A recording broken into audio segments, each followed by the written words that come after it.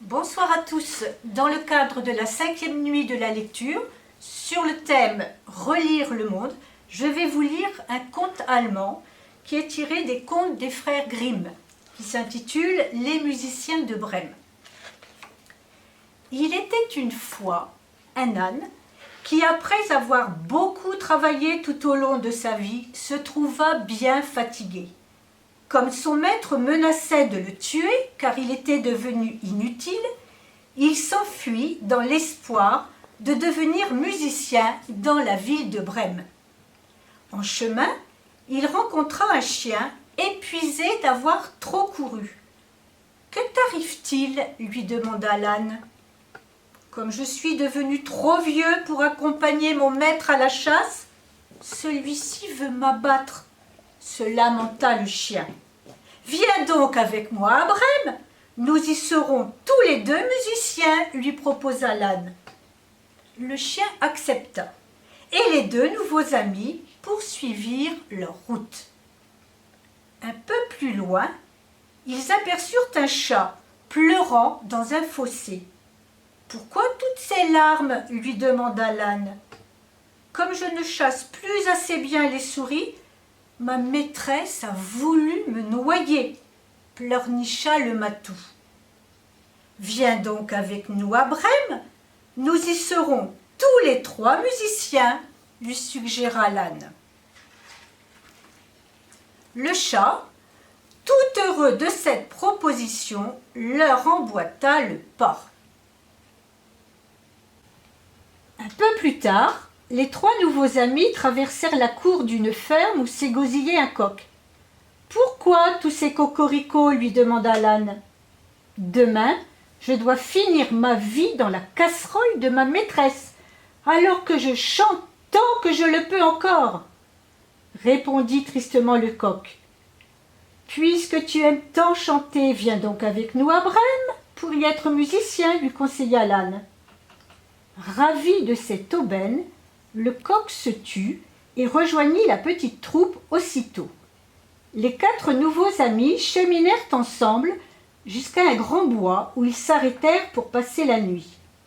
Comme le coq s'était installé en haut d'un arbre, il aperçut au loin les lumières d'une maison. Il alerta aussitôt ses compagnons qui décidèrent d'aller y faire un tour.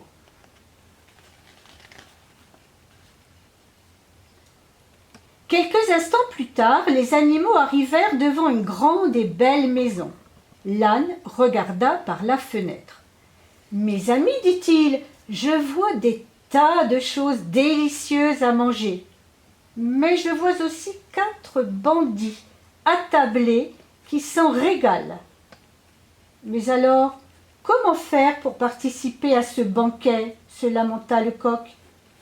« J'ai peut-être une idée, » lui répondit l'âne. Le baudet fit alors grimper le chien sur son dos et dit au chat de se hisser sur le chien.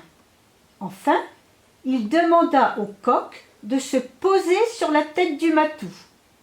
Cela fait, l'âne se mit à braire, le chien à aboyer, le chat à miauler et le coq à chanter. Entendant ce vacarme, les brigands prirent peur et filèrent se cacher dans la forêt.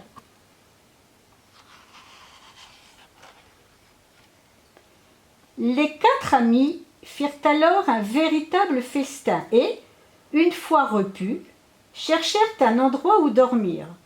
L'âne s'installa sur le fumier, le chien se coucha derrière la porte, le chat s'étendit devant la cheminée, et le coq alla se percher sur le poulailler. Épuisés par toutes leurs aventures de la journée, ils s'endormirent rapidement. C'est alors que les brigands décidèrent d'envoyer l'un d'entre eux observer ce qu'il se passait dans la maison. Après tout, ils s'étaient peut-être affolés pour rien. L'homme désigné entra dans la demeure où tout paraissait tranquille. Prenant les yeux du chat pour 2 braises, il voulut y allumer une chandelle. Aussitôt le matou, dérangé, lui griffa sauvagement le visage. Comme il cherchait à s'enfuir, il trébucha sur le chien, couché derrière la porte. Et celui-ci le mordit au mollet.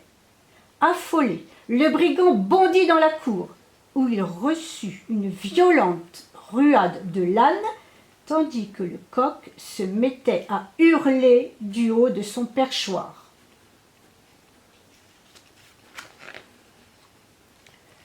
À bout de souffle, l'homme rejoignit ses complices dans le bois. « Ne retournez surtout pas dans cette maison !» s'écria-t-il. « Là-bas vit une sorcière qui m'a griffé le visage de ses longs doigts. Il y a aussi un homme qui m'a planté son couteau dans la jambe. Et dans la cour se cache un monstre qui m'a rossé avec un bout de bois. Mais le pire de tout dans cet endroit maudit, c'est un juge au chapeau rouge qui ne cesse de crier « Amenez-moi ce brigand !» Ce témoignage glaça le sang des voleurs. Ils n'osèrent plus revenir dans cette maison où l'âne, le chien, le chat et le coq se trouvèrent si bien qu'ils décidèrent de ne plus jamais la quitter.